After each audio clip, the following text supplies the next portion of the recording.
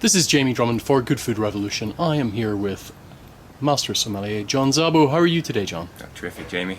Now, you are just about to have published your book, Volcanic Wines, Salt, Grit and Power. When are you expecting it to hit the shelves? October 16th is the official launch date. Fantastic. Now, what was it that launched this protracted exploration into volcanic wines? Wow. Well, this goes back 5 or 6 years now. One of my editors asked me to write a simple paragraph on my favorite wine that was going to be in a sort of holiday time issue, and I was sitting there racking my brains trying to find something a little original to say, something different.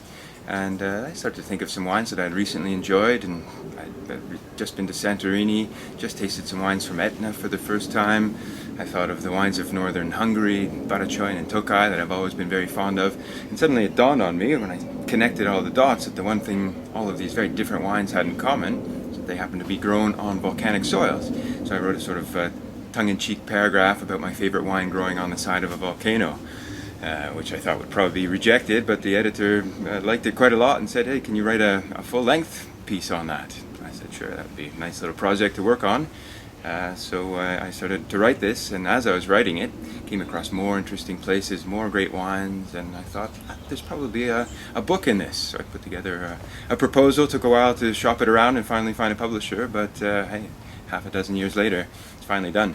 I think my first question for you would be, what does volcanic soil in its various permutations bring to the vine and henceforth the wine in the glass? Oh, well, you didn't waste any time, did you? Cutting straight to the heart of the matter. That was the biggest challenge of the book, of course, linking up soil chemistry, soil structure with a certain flavor profile. And in the end, it proved very difficult to do, I'll be perfectly honest. I spoke to many geologists and soil scientists and winemakers, of course, and to eliminate all the possible variables, and it's a staggering number of possible variables that affect the flavor of a wine, the taste of a wine, to be able to say that this specific profile comes from this element in the soil is virtually impossible. And I think it's the wrong line of questioning, to be perfectly frank with you. It kind of takes too much of a reductionist approach, and wine at the end of the day is really a beverage that gives pleasure, right? But all that being said, I did come across some pieces of research that do link up this, I call it a family of wines, because they're of course really different, dozens of different grapes and regions and climates, and then volcanic soil itself comes in technicolor variation. Yes, yes. It's I mean, there's no such thing as one type of volcanic soil. There are many. But I find that the wines, if I had to describe the flavor profile, tend to be more savory than fruity. Of course, there's a little bit of fruit in these wines, but they have this really wonderful savory, resinous, herbal, earthy edge to them. And also, the texture tends to skew towards a little bit fresher, a little bit, you could say, higher acid, but also rich and creamy at the same time.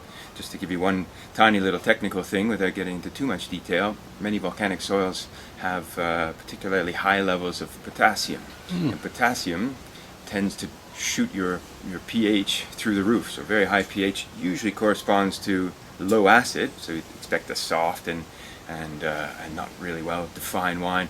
But the thing with volcanic wines is that even with a high pH from these really potassium-rich soils, the acid tends to be high. So at the same time you get this sort of creamy round texture, yet also tangy and tart and sharp at the same time. It's really quite a unique aspect, I think, of many volcanic wines. So correct me if I'm wrong here, when one is speaking of pH, that is more to do with the impression on the palate of acidity rather than the actual acidity itself? Right, there's pH, which is a measure of the active acidity in the wine, if you will, and then there's the actual acidity itself. They call it total acidity or titratable acidity, stuff you can measure. You can measure both of them, but probably the most important one for wine stability is pH. But a high acid wine will still give you that tingling sensation on the tongue. It's getting a little technical, but you get the point. There's some science behind the flavor profile of volcanic wines. Now, you're a rather well-traveled man when it comes to wine, but did you go to any regions across the globe that you had never visited previously? Many, as a matter of fact. I mean, in the book, I've covered 22 different regions from 9 countries, and some of the first-time visits for me were the Azores, Madeira, Canary Islands. I had never been there before. Yes. which are three fascinating places on the planet. Really enjoyed my time there, and so much to discover.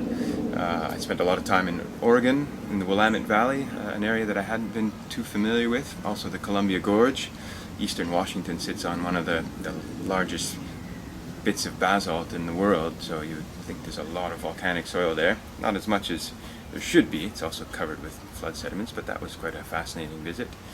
And even revisiting some areas that I'd been to before, but seeing it in this different light. Vineyards in Germany, for example, down in Baden, in southern part of Germany, in the Kaiserstuhl. Really fascinating landscapes there, and terrific wines too. Well, we don't always see the label volcanic soils, from volcanic soils, on labels of wine, but for someone who was wishing to explore the world of volcanic wines, where would you suggest they start? Something that was accessible and affordable. Well, you'd be surprised. There's more and more mentions of volcanic soil and volcanic wines on labels front and back. It's nice that there's a bit of a groundswell that's developed over the last few years.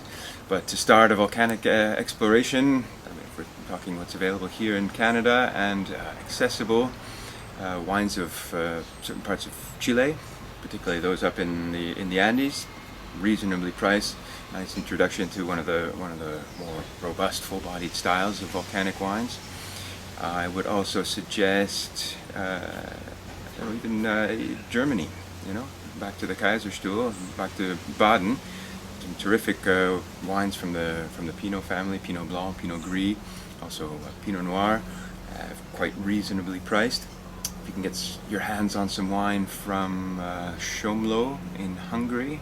This is a tiny little region north of Lake Balaton, but one of the most extraordinary volcanic terroirs, I think, on the planet. Just this pure stump of old basalt lying on the plains, coming off the plains, with some amazingly salty mineral white wines in particular. Did you find that any particular foodstuffs accompanied volcanic wines better than others? I would say that given the general profile of Yes. volcanic wines, which tend to have this tangy acid, tannins that are a little bit on the finer grain side, not so big and chewy, the range of foods that go with volcanic wines is pretty large. I mean, these are fresh, food-friendly wines for the most part.